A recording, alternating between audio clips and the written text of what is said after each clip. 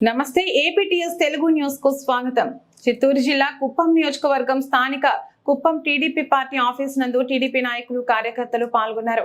జగన్ పార్టీని ఎందుకు ఓడించాలి, 85% హామీలు ఎగ్గొట్టినందుకు ఓడించాలి అంటూ ఇందులో పిఎస్ మునిరత్నం మాట్లాడుతూ చంద్రబాబు తలపెట్టిన ప్రజాగళం కుప్పం నుండి ప్రారంభించి అద్భుతంగా ప్రజల నుంచి స్పందన లభించిందని, చంద్రబాబు మంచి విజన్ ఉన్న నాయకుడని, 15 సంవత్సరాలు ముఖ్యమంత్రిగా ఉన్నారని, ఆర్థికంగా సామాజికంగా విద్య వైద్య వ్యవసాయ పరముగా ఎంతో అభివృద్ధిని సాధించిందని, రాష్ట్రం ఎంతో అభివృద్ధి జరిగిందని, చంద్రబాబు ముఖ్యమంత్రిగా ఉన్న రోజుల్లో 3 లక్షల కోట్లు అప్పులుండగా ఇప్పుడు 12 లక్షల కోట్లు అప్పు మిగిలిందని, యువతను తప్పుదారిన పెట్టి డ్రగ్స్ ను దిగుమతిని చేసి నాసిరకపు కల్తీ మద్యాన్ని అందించి ఎంతో మంది సంసారంలో చిచ్చు పెట్టారని అన్నారు.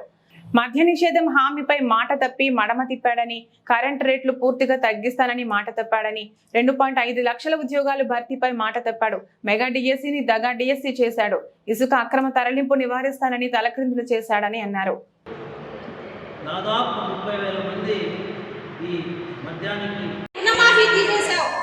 అదేవిధంగా అన్నదాత సుఖీభవ పసుపు కుంకుమ ఇలాంటివన్నీ కూడా చాలా చాలా ప్రజల్ని మోసం చేసినటువంటి ఘనత నీది జగన్మోహన్ రెడ్డి. అందువల్ల నిన్ను గద్దెదించాలని చెప్పి మేము ఇవాళ కోరుకుంటున్నాం. ప్రజలందరూ కూడా, మేము ఒక్కరే కాదు, యావత్ రాష్ట్ర ప్రజలందరూ కూడా కోరుకుంటున్నటువంటి ఈ కోరికని అందరూ కూడా నెరవేరుస్తారు దగ్గరలో. అదేవిధంగా సబ్ప్లాన్ నిధులు ఎక్కడికి వెళ్ళాయి, బీసీ ఎస్సీ ఎస్టీ వాళ్ళకు ఉన్నటువంటి సబ్ప్లాన్ నిధులు ఎక్కడికి కల్లించావని చెప్పి నేను అడుగుతున్నాను. సామాజిక న్యాయాన్ని గొంతు కోసినటువంటి ఘనత నీదని చెప్పి కూడా నేను ఇవాళ తెలియజేస్తున్నాను. సబ్ప్లాన్ నిధుల్లో బీసీలకు 75,760 కోట్లు నువ్వు దారి మళ్లించినావా లేదా అని నేను అడుగుతున్నా. ఇవాళ ఎస్సీ సబ్ప్లాన్ నిధుల్లో 28,149 కోట్లను తినేసినటువంటి ఘనత నీది జగన్మోహన్ రెడ్డి అని చెప్పి తెలియజేస్తున్నాను. ఎస్టీ సబ్ప్లాన్ నిధుల్లో 5,355 కోట్ల రూపాయలు కూడా మీ వాళ్ళు కబ్జా చేశారని చెప్పి కూడా నేను తెలియజేస్తున్నాను. అదే మైనారిటీస్కి ఇచ్చినటువంటి 5,400 కోట్లను కూడా మీరు కాజేశారు.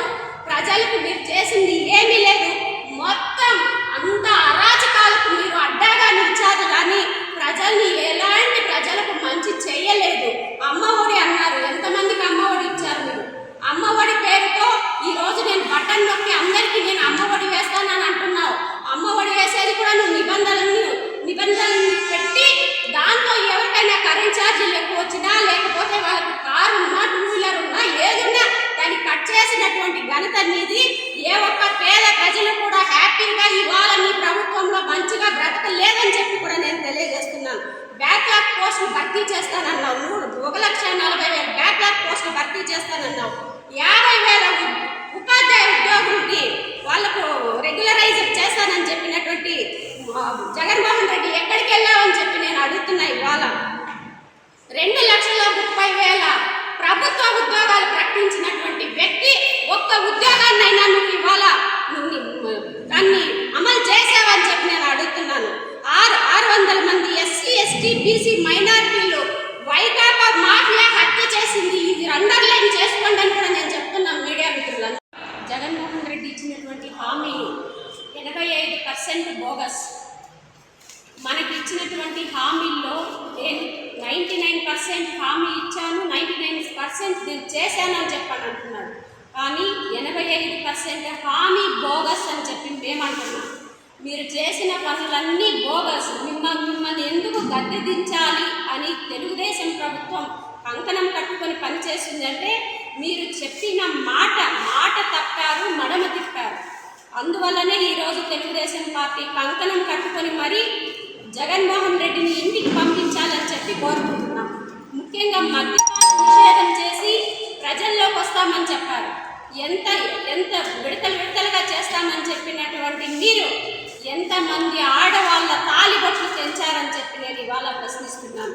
అదేవిధంగా కరెంటు రేట్లు పూర్తిగా తగ్గిస్తాను, కరెంటు రేట్లు మీకు 200 యూనిట్ల వరకు ఉచితంగా ఇస్తామని చెప్పినటువంటి జగన్మోహన్ రెడ్డి ఈరోజు ప్రతిదీ కూడా ఏ ఒక 100 యూనిట్లు పెంచిన 100 యూనిట్లు పారినా కూడా వారికి వేలకు వేలు కరెంటు ఛార్జీలు వారి మీద మోపి ఈరోజు పేద ప్రజల్ని కడుపుకొట్టున్నటువంటి జగన్మోహన్ రెడ్డిని గద్దెదించాలని చెప్పి మేము కోరుకుంటున్నాం.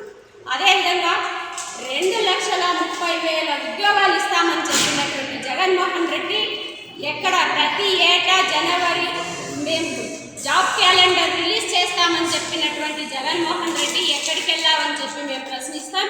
మీకెందుకు మేము మళ్ళీ ఓటు వేయాలని చెప్పని కూడా నేను ఇవాళ ప్రశ్నిస్తున్నాను. అదేవిధంగా ఇసుక అక్రమ రవాణాన్ని పూర్తిగా అరికట్టానని చెప్పావు, కానీ నువ్వు చేసిందేంటి? పేద ప్రజలు ఇల్లు కూడా కట్టుకోలేని పరిస్థితిలో వాళ్ళకు ఇసుకలు అనేది లేకుండా చేసి ఉన్నదంతా కూడా మీ వైసీపీ పార్టీ వాళ్ళే ఇసుకనంతా దందా చేసి పేద ప్రజలకు ఇల్లు కూడా కట్టుకోలేనటువంటి పరిస్థితికి తీసుకొచ్చినటువంటి జగన్మోహన్ రెడ్డిని గద్దెదించాలి.